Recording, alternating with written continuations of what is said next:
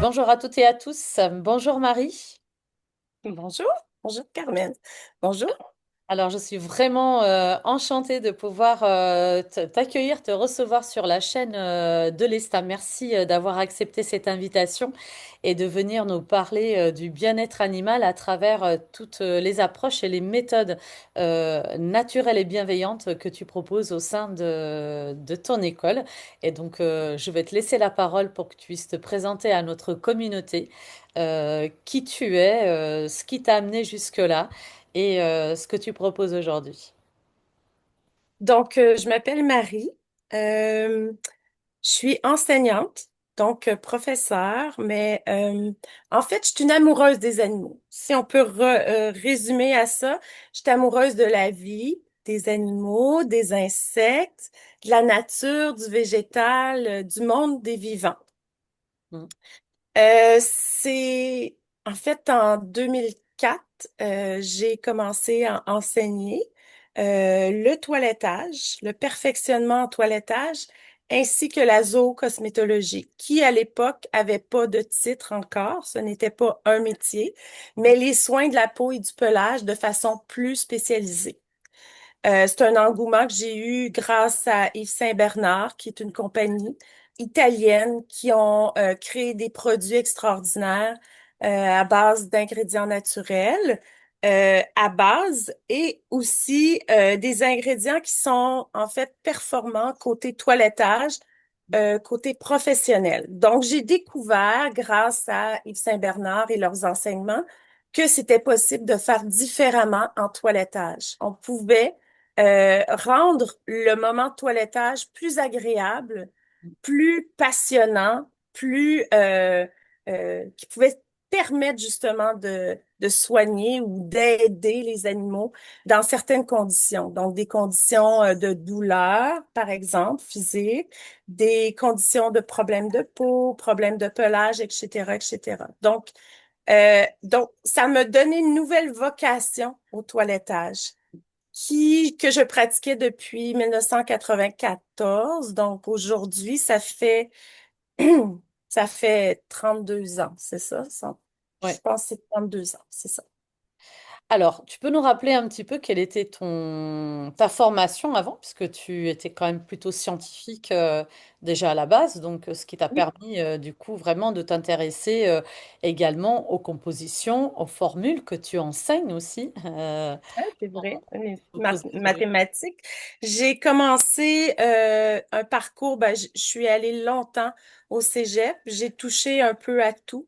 Je voulais pas quitter pour l'université. Je voulais continuer le plus que je pouvais. Donc, j'ai fait tout ce qui est biologie, tout ce qui est côté médical. J'ai fait des formations en mathématiques, en comptabilité, en administration, sciences religieuses et théologie, communication. J'ai touché un peu à tout.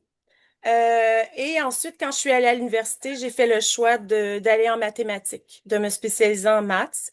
Puis, j'ai étudié quelques années en mathématiques. Et puis, ce qui fait que en statistique, ça me permet aujourd'hui écoute, que ça soit faire lire des recherches et tout ça, c'est des choses qui me fascinent.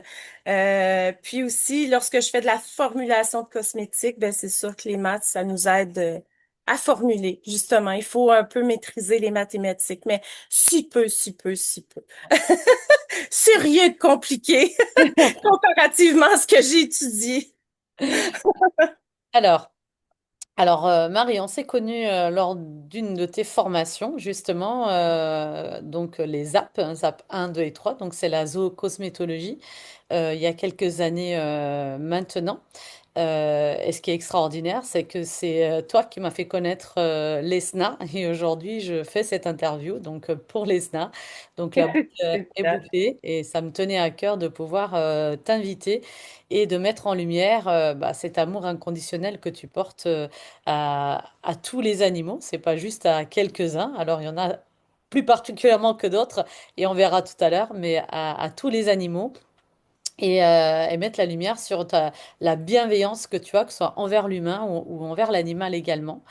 Alors, aujourd'hui, enfin pas aujourd'hui, mais depuis quelques années, tu as co-créé une école donc avec Yannick Dion, d'accord?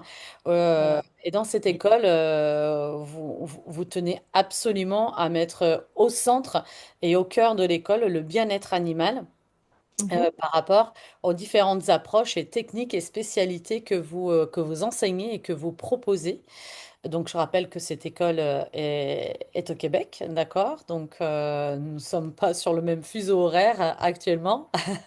Et, euh, et je voudrais que tu nous expliques en quoi, donc ce qu'on appelle en tout cas le CAP, hein, le toilettage comportemental, qu'est-ce qu'il a de spécial chez l'Aropoil? Donc quand on ne trouve pas, alors ça commence à se généraliser, on y viendra également parce que ça commence à diffuser un petit peu de partout en Europe. Mais qu'est-ce qu'il a de spécial, cette méthode-là, cette approche-là qu'on ne peut pas trouver dans une approche classique? Ben, la première des choses, le TCAP est né d'une remise en question complète du modèle traditionnel ou classique du toilettage. C'est-à-dire qu'on a remis en question les fondements du toilettage, les pratiques, la culture, puis on a essayé de décompartimenter tout ce qui était culture, croyance et science.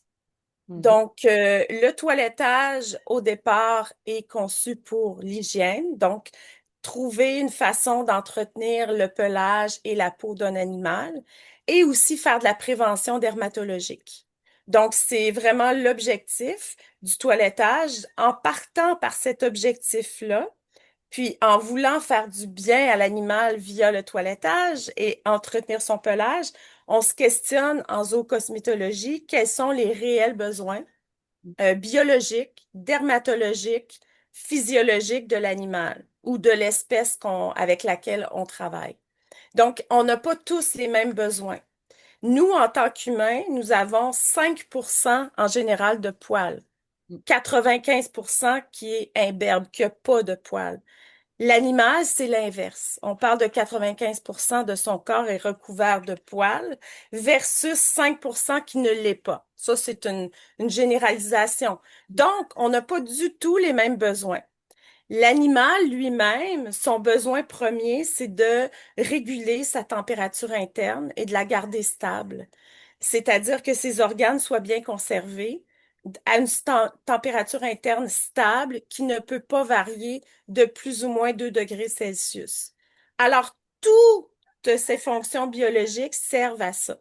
Son pelage, le renouvellement de son pelage, le type de pelage en fonction de la saison, en fonction du climat, etc., etc., etc. Donc, la circulation sanguine, la contraction des vaisseaux sanguins, tout est biologiquement conçu pour éviter des pertes de chaleur.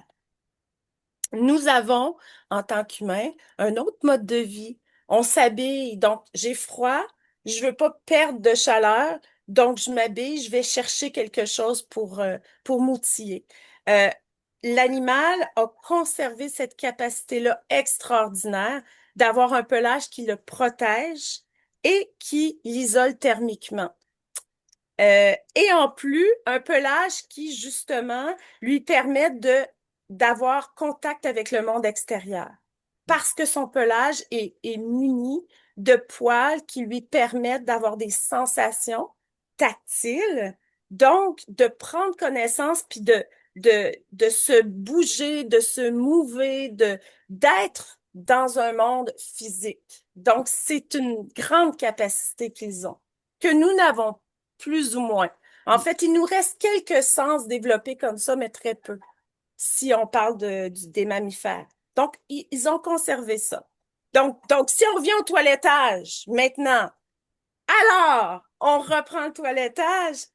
Le toilettage devrait servir ces fonctions-là, devrait favoriser et aider ces fonctions naturelles-là de l'animal et non pas nuire. Mm. C'est-à-dire que l'animal produit du pelage, du poil, utilise 30%, 25, 30% de ses protéines quotidiennes pour créer du poil. Le fait de le raser, par exemple, parce qu'il a chaud, supposément, qui est une croyance.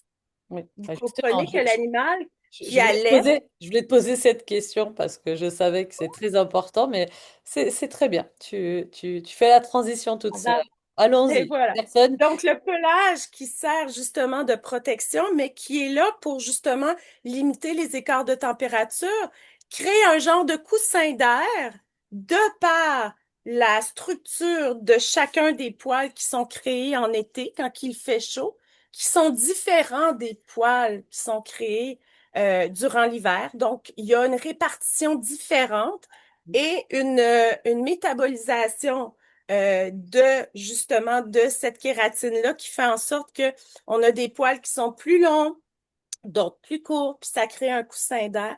Ça fait en sorte que l'animal va être isolé thermiquement, justement, puis sera pas exposé à des grosses chaleurs. Une autre croyance que nous avons, c'est quand l'animal allaite, Mm. qu'il a chaud. C'est vrai. Mais ça ne veut pas dire qu'il n'est pas bien. Au contraire, c'est sa façon à lui de pouvoir réguler sa température interne. Donc, c'est sain de pouvoir allaiter. Maintenant, s'il allaite trop, Mm. il peut être en état de stress énorme et tout ça, mais si par exemple il est exposé à un environnement qui est chaud et qu'il a son pelage, puis qu'il allaite, puis qu'il a accès à de l'eau, puis de l'ombre, Mm. il n'est pas en souffrance. Vous Tout à fait. comprenez? C'est tout à fait normal. Mm. Et on a en tant qu'humain, le fait de voir notre animal halter, on a l'impression, mais mon Dieu, il est pas bien, il a chaud, il faut que je lui enlève son poil. Tout à fait. Mais c'est pas le cas. En fait, au contraire, il va avoir moins de capacité à justement se protéger de la chaleur si on lui retire tout son pelage ou si on égalise tout son pelage, parce qu'il n'y aura plus d'écart entre certains poils, permettant justement de créer ce coussin d'air-là, puis de réfléchir les rayons du soleil. Alors moi, Donc, le toilettage, excuse-moi. non, j'ai retenu quelque chose. Enfin, j'ai retenu d'autres choses, mais il y a quelque chose que j'ai retenu lors de la formation, quand j'ai fait la Mhm. formation avec toi, c'est que tu disais de ne jamais couper, par exemple, quand il y avait des nœuds, de ne jamais couper derrière le nœud, mais toujours devant le nœud. Ah, ben oui. Ben, en fait, on coupe dans le nœud. Oui, dans le nœud. C'est-à-dire qu'on y va du dessus vers le bas et non pas du bas vers le haut parce qu'on risque de couper la peau de un, hein, Mm. quand le nœud est là. Puis à partir du moment où on coupe dans le nœud, on peut réussir à ouvrir, espacer justement cette bourre-là qui est prise pour pouvoir, dans le but justement de desserrer tout ça, puis après, ben, recouper tranquillement. On peut arriver avec un chien qui est complètement noué et faire une coupe au ciseau qui va être temporaire parce que c'est pas le but de le tailler. Le but, c'est pas nécessairement de lui retirer tout son poil, mais entre-temps, c'est de l'amener vers un objectif d'avoir un poil entretenu. Mais le temps qui est pas entretenu, on peut couper les nœuds puis en laisser le plus possible. Par exemple, Jujube, il y a plein de nœuds, mon Juju, là, présentement. Mm. Mon petit chnou-chnou. Ah, Juju? Il y a plein de nœuds. Il n'est pas en train de souffrir. Il passe ses journées dehors à la chaleur. Il y a de l'ombre, il y a de la lumière. Il peut aller au soleil comme aller chercher de la mi-ombre, de l'ombre. Il va prendre de l'eau régulièrement.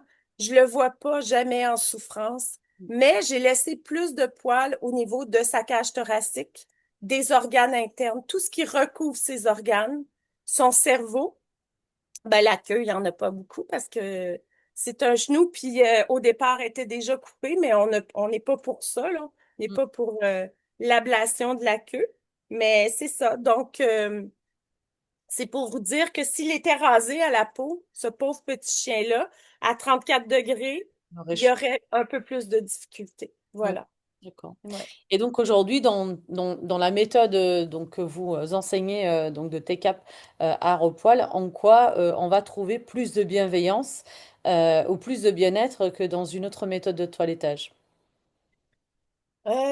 J'aime pas ça dire plus de bien-être, mais je peux dire que tout a été repensé, revisité dans le but de réduire au minimum Mm, les stimuli qui peuvent être agressants pour l'animal parce que l'animal a des sens ultra développés, dont l'ouïe, l'odorat, donc au niveau de tout ce qui déclenche les mouvements mm, autour de l'animal, puis le côté sensoriel, de par ses poils, petits L'Autriche, des poils qui sont responsables justement des sensations. Donc, terminaisons nerveuses qu'on appelle sensorielles, qui sont ultra développées. Donc, on revisite le toilettage en fonction de ça. d'accord. Donc, on repense chaque geste, on revisite les outils. Mm, Est-ce qu'ils sont réellement conçus pour que ça soit efficace pour le toiletteur et rapide ou ils sont vraiment conçus pour que l'animal soit bien et est-ce que ça répond justement à son bien-être? On a décidé en toilettage comportemental de ne pas faire subir de douleur aux animaux. Ce qui, parfois, en toilettage, n'est pas, est occulté. mm, C'est occulté, la douleur, parfois.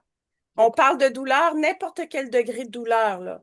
Que ça soit la douleur aussi, l'intensité, mais aussi la sorte de douleur, psychologique, physiologique. Le toilettage ne devrait pas faire vivre de la douleur psychologique mm. ni physiologique, ni un ni l'autre.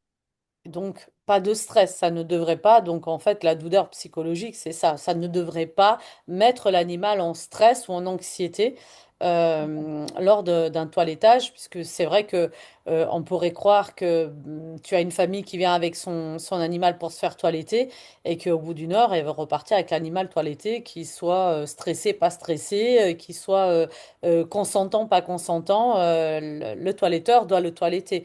Aujourd'hui, ce sont des choses que vous essayez d'enseigner, enfin que vous essayez d'enseigner, donc que vous enseignez au niveau de l'école, de l'art au poil, c'est de rester en observation et de respecter aussi l'envie et l'état de l'animal.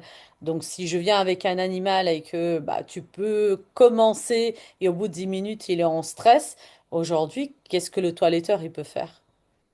Ben, quand nous, on travaille, ceux qui sont certifiés en toilettage comportemental TCAP, les intervenants, la première des choses, c'est qu'on travaille en collaboration avec le client et on lui demande de rester dans le but qu'il assiste au processus. Donc, ce qui est le plus important en toilettage comportemental, c'est le processus. Comment qu'on se rend au but? On fait un plan d'action en fonction de l'état de l'animal, du pelage et de la peau, en fonction des besoins de son mode de vie, les désirs du client, parce que le client a le droit d'avoir des désirs. Mm, Maintenant, si ces désirs nuisent à la santé de son animal, c'est à nous, professionnels, de lui expliquer comment fonctionne cette fourrure-là, justement, puis lui expliquer c'est quoi qui est plus judicieux de faire comme plan d'action pour la vie de l'animal, pour la saison en cours. mm, Ensuite, on entraîne l'animal à être capable, premièrement, on entraîne l'animal au niveau cognitif. mm, On travaille avec les neurosciences de l'apprentissage, donc le fonctionnement de son cerveau de mammifère pour trouver une motivation ou des motivateurs lui permettant de travailler et de vivre le toilettage comme un jeu. mhm, Donc, dépendamment de la race du chien, de ses envies, de ce qu'il aime, est-ce qu'il aime gruger, est-ce qu'il aime lécher, est-ce qu'il aime courir, est-ce qu'il aime déterrer, est-ce qu'il aime chercher, est-ce qu'il aime creuser, est-ce qu'il aime... En fait, on va chercher ce qu'il pourrait aimer en termes de sens. Un peu comme si toi, tu viens en toilettage, puis toi, t'aimes beaucoup le chocolat. Puis je te fais sentir une montagne de chocolat, mais extraordinaire. Alors, j'utilise tes sens justement pour t'amener. à ce que ça soit agréable. Mhm. Donc, je vais chercher des motivateurs chez l'animal et l'objectif, bien entendu, c'est de lui donner des outils pour son quotidien à travers le toilettage pour faire face au monde des humains. C'est grand, hein? C'est grand, mais c'est ça. On lui apprend à s'auto-calmer. On lui apprend qu'il peut se sentir en sécurité avec un être humain qui est capable de lire son langage et qui est capable de danser avec lui. Mhm. C'est-à-dire qu'on lui donne des outils pour dire non lorsqu'un humain ne le respecte pas. D'accord. Moi, dès que je rencontre un animal pour la première fois, je lui enseigne la clé de, de justement de dire non si jamais il n'est pas respecté. Mhm. Alors, C'est beau en ça. lui donnant tous les outils en main, l'animal est beaucoup plus, se sent plus en sécurité pour collaborer, pour enfin danser avec nous. Et par la suite, on lui offre, on travaille avec la désensibilisation systématique, du conditionnement, mais on travaille aussi avec le cognitif, l'attention, les pauses, les récréations, le relâchement, etc., etc., etc. Ouais, C'est donc, ça. la durée d'une séance, qu'on soit bien conscient de tout ça, lorsque on fait du toilettage comportemental, ce n'est plus du tout la même organisation que un toilettage normal, mais c'est beaucoup plus gratifiant parce que moi, je vous suis sur les réseaux, je vois beaucoup euh, de témoignages de toiletteurs qui ne connaissaient pas le TCAP et qui se sont formés à l'art au poil et qui disent que plus jamais ils ne reviendront à l'ancienne méthode parce que toiletter un chien qui est en stress, c'est aussi stressant pour le toiletteur. Enfin, si on fait ça, j'imagine que c'est parce qu'on aime les animaux et de les contraindre et d'assister à cette souffrance-là. Et peut-être même que souvent on va demander justement à l'humain de l'animal de ne pas rester pour pas qu'il ait à subir ça également.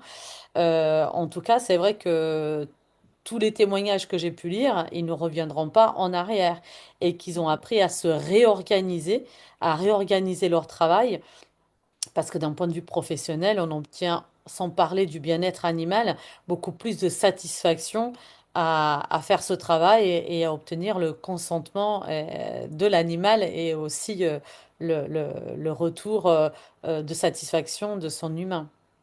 De son humain, de la famille, Mm, des changements que ça porte dans la vie et dans le quotidien du chien.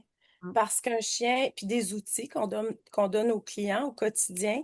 Donc, en quelque part, il y a des chiens qui ont vécu des traumatismes face aux soins, mm, face aux contentions, parce que les contentions, au départ, une contention, c'est dans le but d'éviter que le praticien se fasse mordre ou dans le but d'éviter que l'animal soit blessé. Mais à partir du moment où on leur enseigne le consentement et on leur donne les outils pour justement être en présence de stimuli avec lesquels ils vont rencontrer de toute façon une brosse avec un chien qui a du poil, c'est normal. Un coupe-griffe, ben, le chien va se faire couper les griffes dans sa vie éventuellement, ça fait partie du quotidien. Donc, on lui donne tous ces outils-là pour qu'il soit capable de faire face à justement ces réalités-là, mais ça vient pas tout seul, tu sais, on doit lui enseigner.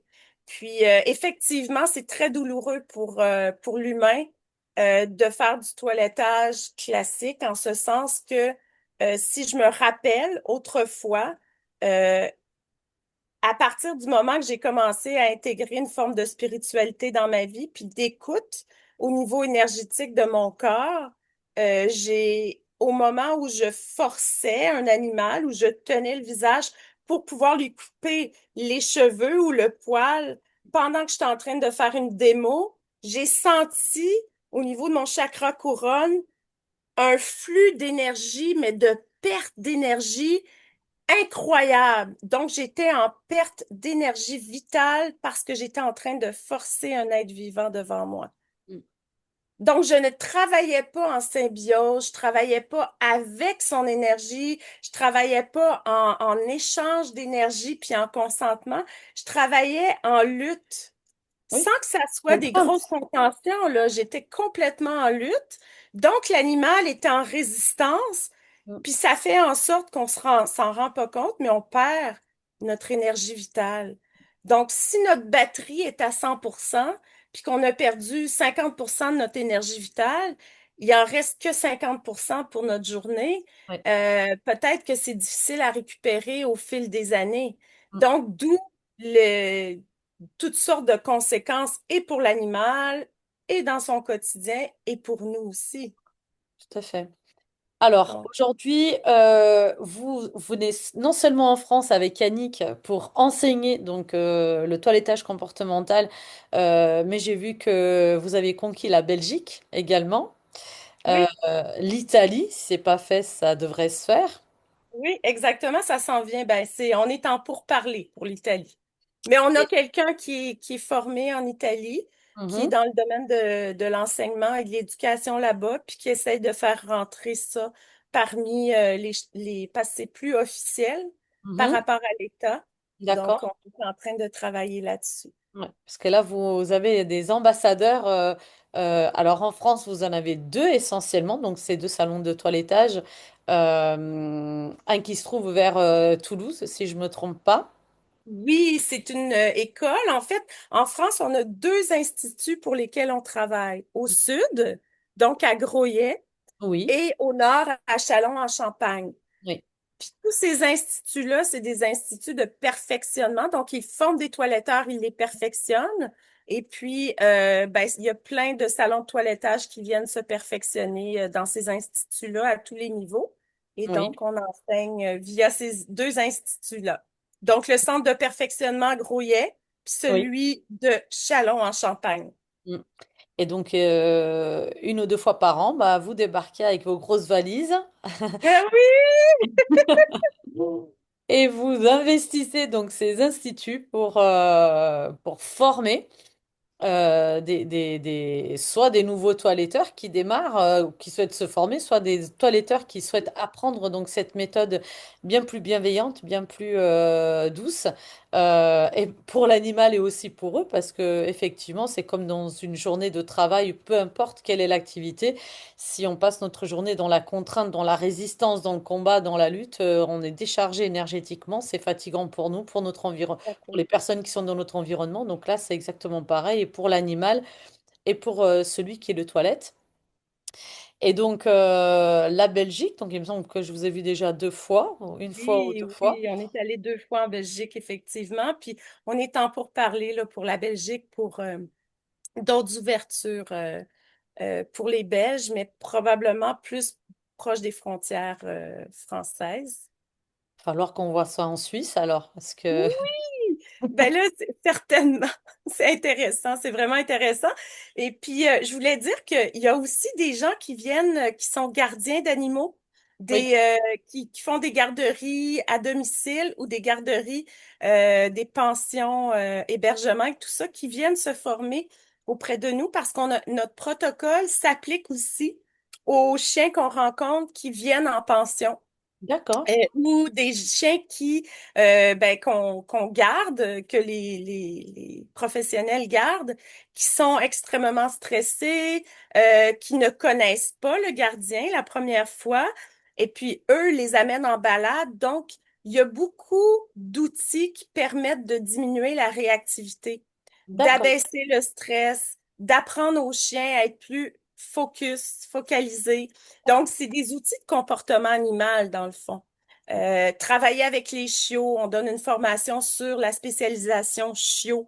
Donc, les gestes qu'on pose avec un chiot, la compréhension de certaines races, la compréhension justement de son développement psychologique, émotionnel et physiologique.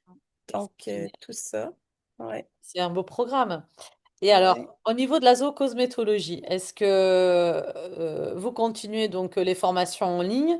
Est-ce que ça s'est digitalisé? Est-ce que en France, on va pouvoir en bénéficier lorsque vous venez en présentiel? Comment ça se développe? Eh oui, cette année, en 2025, on donne le ZAP 1 au Oui. sud, à Grouillet. D'accord. Et en 2026, on recommence à nouveau à donner le 1 et le 2. Donc, la confection de cosmétiques. Mhm. Pour justement, donc c'est cette année que les étudiants le demandent. Donc, c'est en 2026 que ça a lieu, la deuxième partie, pratique, confection de cosmétiques à Châlons-en-Champagne, mars 2026. Bah, je suis sûre que vous allez avoir beaucoup de monde parce que c'est passionnant. C'est passionnant parce qu'on apprend à formuler, on apprend effectivement à fabriquer non seulement pour nos animaux, mais aussi pour les humains, parce que vous nous apprenez les deux. Donc, Oui. j'encourage bah, tout le monde et du coup, c'est vraiment pour tout le monde. Vous n'êtes pas obligé d'être toiletteur, ni même encore praticien animalier ou thérapeute. C'est tout simplement, si vous aimez les animaux, si vous en avez et que vous souhaitez tout simplement en prendre soin avec des produits vraiment 100% naturels et non pas 94% ou 96%. Et vous allez comprendre pourquoi les 4% ou les 6% de non de chimiques, il faut pas les prendre. Donc, lors de ces formations, et c'est vraiment, c'est super intéressant puisqu'on aborde plein de thématiques. On peut approfondir même d'autres thématiques qu'on a déjà vues lors d'autres formations, comme l'aromathérapie, par exemple. Je sais que je m'étais déjà formée à l'école lyonnaise de plantes. J'ai suivi donc ta formation lors des différents apps, donc les formations en zoocosmétologie et en plus à l'ESNA. Donc c'est vrai que du coup, j'ai pu voir pas mal de choses en humain et en animal.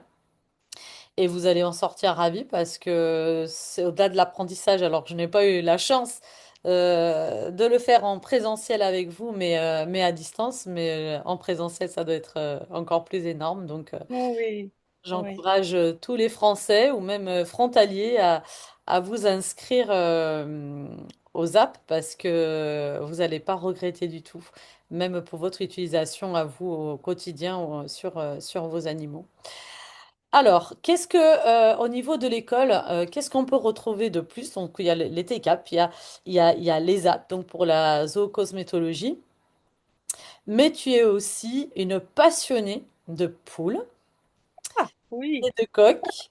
Et j'aimerais que tu nous en parles. Alors, enfin, c'est formidable ce que tu réussis à faire avec elle, parce que, en fait, je me souviens que quand tu nous en parlais en formation, bah, c'est comme tes animaux de compagnie. Donc, c'est Mhm. extraordinaire.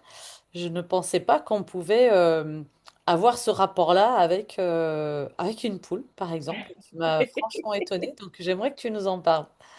Ben, les De la poule poules, académie et de tes poules. oui, Poule Quand elles- Académie, on entraîne des poules avec mon collègue Yannick Dion, Jean Lessard, une fois par année. On fait un Poule Académie chez nous. Donc, on reçoit des éducateurs, des éducateurs canins, des éducateurs spécialisés avec les chats. On reçoit des gens qui sont fascinés d'entraînement, mais même des propriétaires ou des gardiens de poules. Mhm. Et puis, pour justement leur apprendre les fondements de l'apprentissage et du conditionnement. Donc, ils apprennent à entraîner des poules, à faire de la discrimination, à faire, par exemple, des choix. Donc, si on propose un choix à une poule par l'aide du clicker training, on apprend en quelques minutes à une poule à faire telle ou telle chose. C'est-à-dire, la poule est capable de discriminer des formes, des couleurs. On peut prendre un jeu de cartes de 52 cartes. Et si on lui dit de choisir le Joker, en quelques minutes, on peut lui entraîner à choisir le Joker. Je vais t'emmener mes bulldogs. Oui, ben oui. Je Là, te dirais ça va pas être en quelques minutes, hein, par contre, hein. Il va falloir avoir de la patience. Je te dirais que les chiens, Mm, c'est parfois plus long parce qu'ils sont beaucoup dans le côté émotionnel. mm. Donc, les émotions prennent le dessus par moment, puis l'hypervigilance pour laquelle ils ont été reproduits. Donc, le chien, lui, est là et ses sens sont extrêmement développés et souvent, ben, dans un environnement qui est surchargé en stimuli. Mm. Tandis que la poule est capable, c'est pas, il n'y a pas un rapport, ben, il y a un rapport émotionnel de ma part avec les poules, là, parce que Oui. je les aime comme mes bébés, mais je veux dire, la poule a justement elle va dehors, elle voit de la terre, première chose qu'elle fait, elle va gratter la terre, elle va aller trouver des petits insectes, elle est dans le moment présent, en fait. Elle n'est pas dans qu'est-ce qui va se passer? Est-ce que ma maîtresse va arriver? Est-ce que mon gardien va arriver? Ou elle est dans l'écoute par rapport au prédateur. Donc, éviter justement de se faire choper parce que c'est la plus grosse chose qui arrive aux poules, se faire choper par des prédateurs du ciel puis terrestre.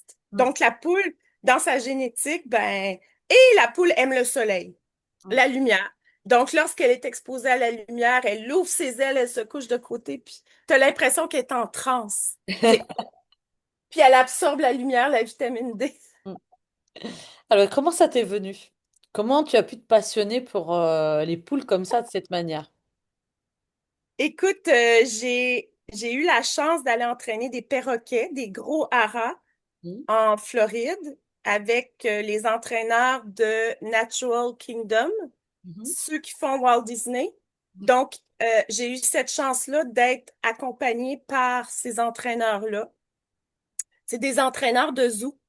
Et en Floride, j'ai passé une semaine avec eux. J'ai entraîné des corbeaux, des haras. Puis la piqûre, c'est fou tout ce que j'ai découvert par rapport à l'oiseau. Ça m'a complètement transformée. Mhm. Puis en revenant au Québec, j'aurais bien aimé avoir un hara, mais si on pense bien-être animal, ben je peux pas lui offrir cet environnement-là dont il a besoin, avec les climats qu'on a et tout ça, fait que ça fait trop de. Puis je me suis dit, ben à un moment donné, si j'ai la chance de faire la même chose avec les poules, ce que j'ai fait, on s'est fait une réunion entre entraîneurs de chiens pour, avec les poules de quelqu'un, s'amuser à les entraîner ensemble. On appelle ça un collective. On s'est mis en groupe. Et après, on a reproduit ça quelques fois parce que j'ai hérité des poules de la fille qui nous avait offert sa place. Et à partir de là, je dirais que dans le COVID, j'ai fait incuber des œufs. Oui. On est la nuit où mon chien s'est fait euthanasier Mm. et a quitté. J'ai eu 25 poussins. Oui. Et à partir de là, j'ai jeté mon observation, ma passion par rapport au monde des vivants, observer des êtres vivants en groupe, interagir, communiquer. Donc, je suis tombée en mode poule. Oui. Ah, je me souviens parfaitement de cette nuit-là, puisque j'étais en pleine formation quand je me suis formée donc avec toi. Et c'est vrai que bah, sur les apps d'après, bah, tu nous commentais et tu nous faisais part de ton évolution en tant que avicultrice hein, finalement. Et c'était formidable de voir bah, moi la passion que j'ai pour mes bulldogs. Et bah, tu avais exactement la même pour l'élevage de tes poules. Alors, tu élèves des poules ancestrales. Oui. Ben, des poules qui viennent surtout d'Europe. Mhm. Certaines, ça vient de l'Asie, l'Europe. Mais au départ, une poule, ça vient des oiseaux de la jungle. Donc, il y a des poules qui sont de race, qui ont plus une propension vers être un oiseau de la jungle, en fait. Donc, c'est extraordinaire, c'est fascinant. C'est fascinant, ces animaux-là qui sont extrêmement intelligents, qui Ouais. comprennent, qui ont leur langage et un langage très développé en passant.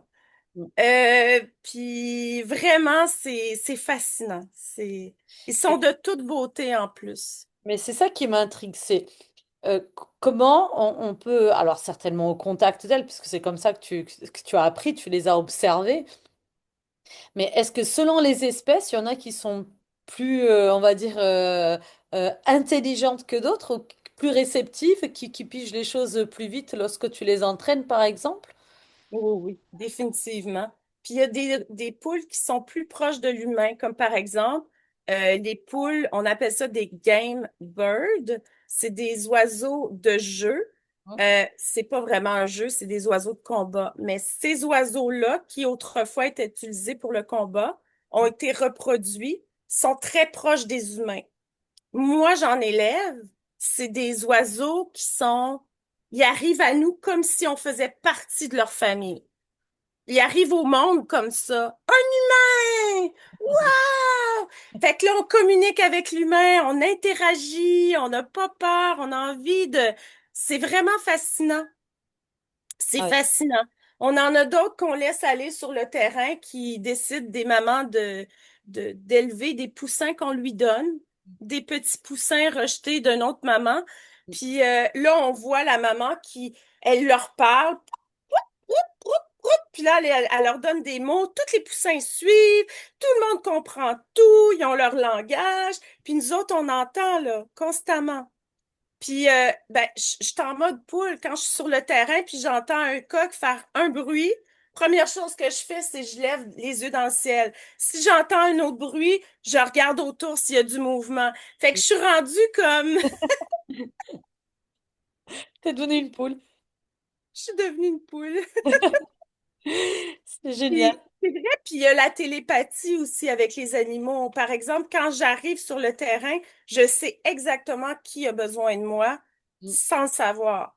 mm, C'est-à-dire que je me dirige exactement où il y a un manque, l'eau a tombé, il fait chaud, il y en a un qui a moins d'énergie, qui a besoin d'aide, il y en a un qui est pris en quelque part, il est arrivé quelque chose, il y a eu une bataille entre deux coqs sans les entendre, je vais directement là. C'est comme s'ils m'appellent.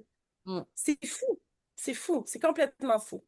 Bah, pas tant que ça, hein, parce que Ouais, ben pas tant que ça. pas Dans le tant que fond, ça ça. devrait être comme ça, mais je veux dire, c'est fou dans le sens extraordinaire et Ça, c'est c'est le ça, moment présent, là. ouais. C'est Et ça, c'est ouais, extraordinaire parce que tu vois, je savais pas du tout que voilà, les poules, c'était vraiment dans le moment présent. Et c'est génial que tu nous en parles parce que c'est un module que l'ESNA aimerait proposer.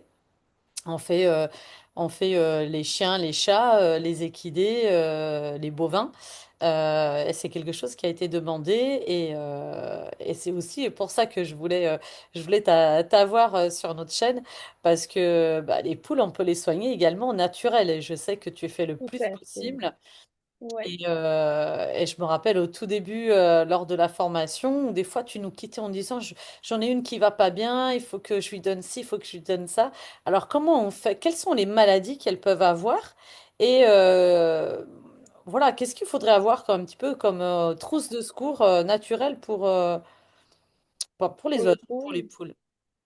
Ben, premièrement, ça part de l'alimentation. De un, l'alimentation très importante. Mhm, L'alimentation, je sais pas en Europe, mais au Québec et au Canada, en Amérique du Nord, l'alimentation a été créée et a été formulée pour des poules pondeuses qu'on tue mhm, après un an et demi, malheureusement. Des poules qui vont produire des œufs qu'on va acheter au commerce puis ces poules-là, à partir d'un certain temps où la ponte baisse, ils les éliminent.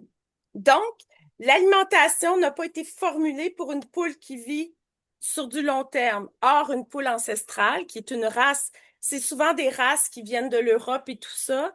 C'est une poule, écoute, qui a souvent énormément de plumage. mhm, Donc, a besoin de beaucoup de protéines, beaucoup plus de protéines, mais des bonnes protéines. mhm, Ensuite, qui a besoin en hiver, dans des climats qui sont froids, d'avoir plus de fibres et plus de gras, ce qu'on retrouve pas dans l'alimentation, mhm, du tout, du tout. Donc, en fait, on a créé une alimentation un peu comme on a créé pour les chiens, une mhm. alimentation d'appoint qui peut convenir pour un certain temps, mais pas pour toute une vie, en réalité. Ce qui D'accord. arrive, c'est que l'animal faiblit. Les poules de race, si on y va avec une alimentation tout à fait traditionnelle ou classique, ben, à un moment donné ou l'autre, on va avoir des problématiques de santé. D'accord. Donc, il va y avoir des carences nutritionnelles Mhm, qui, elles, vont induire des problèmes de santé.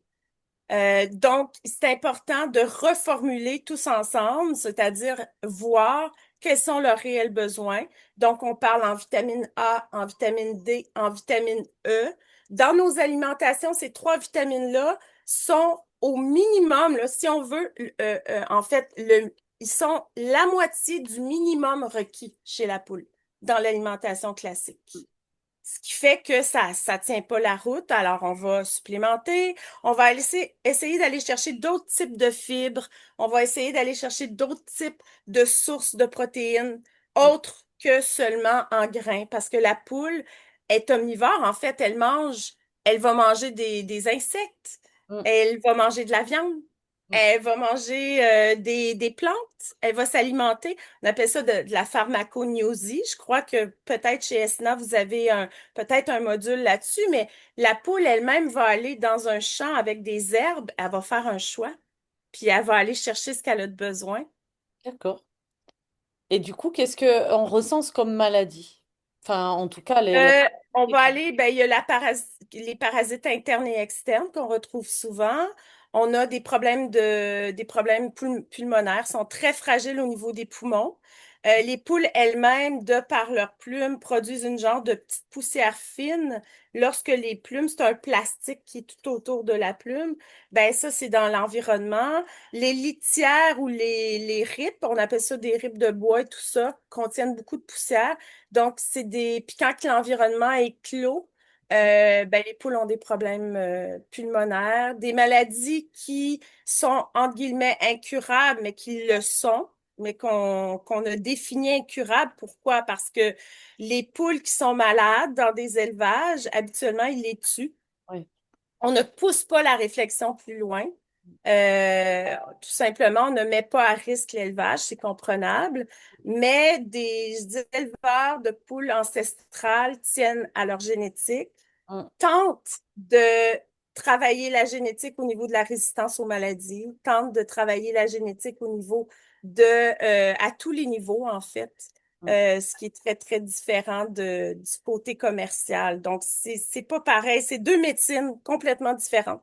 C'est une médecine qui est plus au quotidien, on leur donne des outils pour augmenter leur système immunitaire, les yeux, donc tout ce qui est poumons, au niveau des yeux puis de la respiration.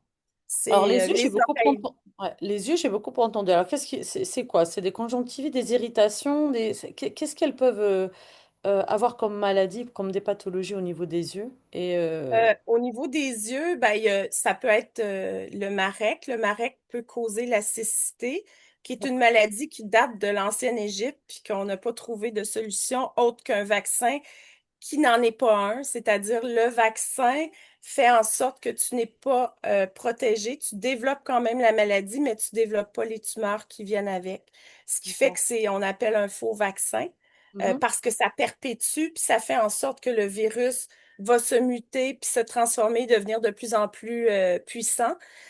On a aussi maladie des mycoplasmes. Les mycoplasmes, c'est des bactéries. Des bactéries dans l'environnement, puis c'est transmissible par voie orale, c'est-à-dire que lorsqu'ils expulsent les bactéries qui sont dans leurs poumons, ben, ils vont contaminer les autres. Mhm. Or, on sait très bien que si l'animal a un très bon système immunitaire, il va développer une résistance Mhm. à cette maladie-là, puis il va pouvoir non pas retomber malade et tout ça. Mhm. On a les coccidies. Coccidiose, ça c'est au niveau du système intestinal. Il y a à peu près sept familles de coccidies différentes, puis ils résident dans l'intestin et puis ils vont manger les parois intestinales. Donc, il faut leur donner cette possibilité-là de résister, d'avoir cette balance-là entre les protozoaires qui survivent dans l'intestin puis nos propres bonnes bactéries, Mhm. donc le microbiote. Et c'est ça. Donc, puis il y a aussi des maladies virales au niveau des poumons. Donc, souvent, puis il y a aussi la grippe aviaire là, Ouais. qui plane tout autour et La plus dont tout le monde connue, a hein. peur. Voilà. Pardon? C'est la plus connue, c'est la grippe aviaire, Ouais. finalement. Hmm. Oui, mais en fait, on en a très, très peur. On a peur qu'elle atteigne l'être humain, mais quand on sait qu'il existe plein de choses qui existent pour justement éviter d'attraper cette maladie-là. Alors, je veux rappeler que tes poules, elles vivent à l'extérieur, Oui, exclusivement, ce qui représente une charge de travail énorme. énorme, Je vais expliquer énorme. par rapport à des poules qui sont élevées dans un enclos bah, fermé, justement. Ouais. Et te C'est connaissant un, en c'est plus, un choix que j'ai fait. Un de choix toute façon, tu parce n'aurais que pas pu faire un autre, hein. il y a des moments où j'ai vécu des expériences où je me suis dit, ça y est, tu sais, j'ai perdu des sujets en pleine journée. Je suis partie 1 heure, je suis revenue, puis le prédateur était dans un enclos, puis il arrachait les têtes. Puis après, la peur me dit non, je les sors plus, je les sors plus, je les sors plus. Puis après, c'est impossible de pas sortir une poule. Je veux dire, tu peux pas, c'est impossible. Une poule a besoin Son d'être milieu dehors. naturel, finalement. Oui, Donc, elle a mais besoin de s'épanouir dehors. Mm, voilà. Et même dehors, si c'est restreint, c'est pas fait pour elle. Elle a besoin d'espace. mm, Mm. Elle a besoin de creuser dans la terre. Elle a besoin de trouver des plantes. Puis quand il n'y a plus de plantes, il faut qu'il y en ait d'autres. mm, Si on ne peut pas, il faut leur en fournir. Il faut aller chercher du trèfle, il faut aller chercher du dent de lion, il faut aller chercher de toutes sortes d'herbes leur permettant de leur petit, leur donnant accès à de la variété. mm. Eh ben, c'est bien beau. Je suis contente bah, du coup que tu nous parles de cette passion que j'ai eu la chance de voir émerger euh, donc c'est en 2019 Oui, si mes souvenirs sont bons. exactement. Voilà, et que tu puisses nous en parler, puisqu'on parle du bien-être animal, donc pas uniquement du chien et du chat. Donc tu as des connaissances qui sont infinies en plus sur plein de domaines, donc que ce soit, comme on a déjà parlé, le comportement, que ce soit la cosmétique, mais il y a également l'ozonothérapie. Donc j'ai appris ça également avec toi, les bienfaits de l'ozonothérapie que ce soit en formulation, puisque tu formulais aussi pour des laboratoires américains, si mes souvenirs sont bons. C'est Amérique du Nord, oui. Ouais, Oui. Amérique du Nord. Donc, il y a l'aromathérapie pour animaux, où tu nous apprends vraiment beaucoup de choses, mais hyper intéressantes qu'on ne retrouve pas non plus de partout. L'entraînement, donc le training, donc positif, on va dire, parce que, encore une fois, le bien-être est vraiment au cœur de toutes les pratiques et toutes les spécialisations que vous proposez. Et cette passion, donc, en tant qu'avicultrice. Euh, et d'ailleurs, je rappelle que tu n'élèves pas pour revendre ou pour manger, hein. Non, je suis pas une vendeuse de poules, je suis pas une vendeuse d'œufs, mais par contre, j'en ai, là, c'est ma dernière année que je fais ça, Mm, mais j'ai élevé des poules de jeunes bébés à 4, 5 mois pour redistribuer dans des familles, des mm, poules socialisées mhm, qui font et qui ont fait le bonheur de familles avec des enfants et tout ça, dans le but de leur permettre de découvrir des êtres sensationnels, parce que c'est vraiment des petits êtres sensationnels. mm, Puis c'est drôle parce que quand j'arrive avec leur je suis arrivée avec leur réservation, c'est toujours des moments magiques. On mhm. dirait que les poules choisissent leur famille. Ouais, C'est je suis fou. Dès qu'ils convaincue. arrivent dans les bras de leur humain ou de la famille, c'est un coup de cœur magique. Il se passe un moment inexplicable. Une alchimie. Inexplicable. Une alchimie, en fait. Oui, Ouais, c'est ça. une Fait alchimie. que tu vois qu'il y a une poule qui est là pour tel petit enfant, mais que le fils, lui, c'est l'autre poule, puis la maman, l'autre a dit ça, c'est ma poule, puis tu sais, dans le sens que, et là, c'est ma poule, là, tu sais, c'est vraiment spécial. Vraiment, puis même à la dernière minute, il arrive des imprévus, genre, la cliente se présente pas, puis c'est la cliente qui est là, qui dit pas, qui entend ça, qui dit, moi, je la veux, cette poule-là. Moi, elle me parle, cette poule-là, je la veux. Puis, tu sais, c'est vraiment... Puis les gens me réécrivent toujours en disant, c'est extraordinaire. Mm, L'expérience qu'ils vivent avec ces poules-là. C'est vraiment beau. C'est des êtres... Moi, ce qu'ils m'ont appris, c'est ce que je te disais tantôt, Carmen, ils m'ont appris le détachement. mm, Parce que pour moi, de perdre un être cher, c'était... ben, en fait, c'était très douloureux. Ouais. J'ai perdu un animal, même jeune, j'ai perdu des animaux Mm, où j'ai pas fait le deuil. mm, J'ai fait une dissociation, ouais. une coupure avec moi-même parce que c'était trop douloureux. Puis en fait, la poule m'a appris à faire l'acceptation des imprévus, de la mort, Mm. euh, du départ, parce qu'elles ne vivent pas si longtemps que ça. Donc, c'est raccourci, alors on s'attache à eux, mais en même temps, on les laisse partir quand c'est le temps. Par amour. Et ça, c'est beau. Ouais. Donc, ils avaient une mission auprès de Ouais. toi. Donc, c'est pas par hasard. Non, c'est pas Euh, par hasard. Bon, écoute, je suis vraiment ravie de pouvoir partager, échanger sur cette thématique avec toi, donc le bien-être de l'animal en général. Et là, on arrive à la fin de notre interview. Je voulais te demander comment est-ce qu'on peut faire donc, pour se renseigner sur tout ce que vous enseignez chez La Poil, si on veut s'inscrire, comment procéder donc, pour une formation ou lorsque vous allez venir du coup en France. Donc, pour nous rejoindre, artaupoil.com, artaupoil.com.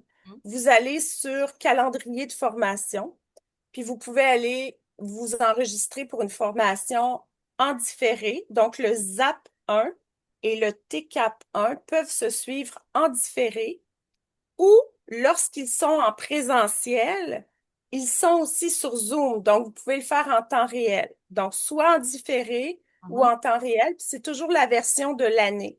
Donc, en début d'année, on fait un présentiel qu'on met sur Zoom. D'accord. Donc, vous avez accès pendant 1 an à la formation une fois qu'elle est achetée. Et Ok. si jamais vous la suivez en différé par la suite, vous pouvez venir faire la deuxième partie en France ou au Québec. Mhm. Puis plus tard, peut-être, on ne sait jamais. Peut-être en Suisse, peut-être en Italie. Fait qu'on est en train de regarder tout ça. Ou C'est peut-être en Belgique à suivre. mm, Ouais.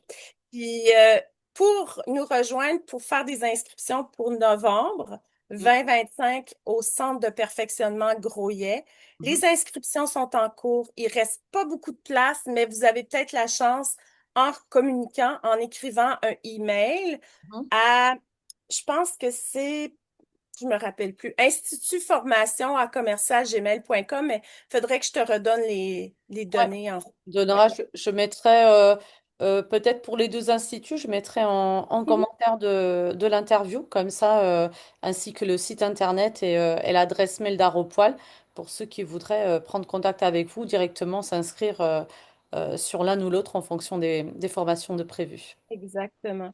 Puis pour les Belges qui nous devions y aller cette année, mais ça sera pas possible, ben l'année prochaine, non, c'est cette année. Ouais, c'est ça. Ça sera pas possible pour toutes sortes de raisons. Nous sommes en train de faire quelque chose pour eux, là, pour la France, qui va être accessible à eux, D'accord. Bon, plus bah, accessible. Ouais. très bien. Alors, il faut rappeler que même si tu aimes venir en Europe, c'est quand même très douloureux pour toi de laisser tes animaux, hein? Eh oui, ça demande toute une équipe ici parce qu'on a 2 fermettes. On Mhm. a la fermette à Saint-Pie avec les chevaux, chèvres, moutons. On a maintenant Yannick est rendu apiculteur, donc a ses ruches. Donc, il est complètement rendu dans les abeilles. Complètement. Fait que, lui, c'est ses abeilles. Il m'envoie des photos de Ah, j'ai une naissance. Une naissance d'une abeille. Il est tout je suis comme, ouais, c'est bon, parce que moi, c'est pareil. Chacun sa passion, son élevage. C'est Toi, pas c'est les chacun poules, lui, son c'est les truc. abeilles. Oui, c'est ça. Fait que, puis il parle à ses abeilles. Donc, il faut monter une équipe à chaque fois qu'on part, c'est Ouais, ça. ouais, ouais, c'est Pour pas bien prendre soin de ces petits animaux-là qui ont chacun des besoins spécifiques. exactement. Eh Mais ben, on aime ça. J'adore aller à l'étranger, j'adore l'Europe. Écoute, si j'avais à changer d'endroit pour vivre, ce serait vraiment en France. mm, ouais, j'avais Définitivement. déjà dit. Ouais. Ouais, Bah, écoute, j'adore la France. on sait jamais, hein. On sait On pas sait de jamais. quoi l'avenir sera fait. Voilà, voilà. Mais si on voulait, on pourrait passer toute notre vie là-bas parce qu'on aurait des contrats sans cesse. Mais Yannick, des fois, il dit, bon, OK, là. C'est bien de rentrer aussi à la maison. Eh oui. Bon, bah, très bien. Bah, écoute, Mais je suis merci contente de beaucoup. t'avoir vu. Bah, moi aussi, je suis vraiment ravie d'avoir pu faire cet échange, cette interview, ce partage avec toi, vraiment. Parce que même si je te suis sur les réseaux, bah, c'est pas la même chose. Et puis le temps, il passe tellement vite. On est déjà en 2025, on s'est rencontrés en 2019. Mais bon, c'est qu'il fallait attendre, comme tout est juste et tout arrive au bon moment. Je pense que c'était là le bon moment pour que tu viennes nous partager ta passion, que tu viennes nous partager tout ce que tu proposes dans le cadre du bien-être animal, aussi bien au Canada qu'en Europe également et partout dans le monde, puisque vos formations sont accessibles en ligne. Et je voulais te remercier et te dire à bientôt. Et si tu as un tout petit mot pour notre communauté, le mot de la fin, je te laisse la parole. Ben, je voulais remercier Esna. Je trouve que c'est extraordinaire parce que Esna offre des formations qui sont multidimensionnelles. Ce n'est pas qu'une seule dimension, c'est un bagage incroyable. Alors, je vous invite à suivre les formations avec Esna. C'est une école avec une très, très grande évolution. Euh, une vibration incroyable. J'ai jamais suivi de formation avec Esna. J'ai eu des étudiants qui ont suivi les formations, mais je sais et je sens que le parcours de cet institut-là est évolutif. C'est un parcours qui est d'une grande ouverture. Alors, merci beaucoup pour ça, pour le bien-être animal, parce que je pense que c'est votre vocation aussi. Et puis le mot de la fin, ben, je vous invite justement à oser vivre l'expérience, d'aller suivre des formations qui vont vous transformer. Parce que l'animal est là pour ça. L'animal est venu nous interpeller pour nous transformer de par l'intérieur. Alors, c'est ça. Oser venir vivre l'expérience avec les formations. Ouais, je dirais même à nous transcender parce que parfois ça va même au-delà de la transformation. Tout Voilà. à fait. La transcendance, oui. Oui. Merci beaucoup pour ce mot de la Ben, fin. merci. Voilà, merci à tous d'avoir suivi cette interview. N'hésitez pas à faire voyager, donc à partager sur vos réseaux pour faire connaître Marie Desbiens, donc Desbiens. Donc c'est un joli nom de famille plein de bon sens. Marie Desbiens. C'est vrai, j'ai pas pensé à ça. Moi j'y ai pensé. Donc Marie Desbiens, il porte bien son nom de famille. Merci à tous et à très bientôt. Merci beaucoup. Merci.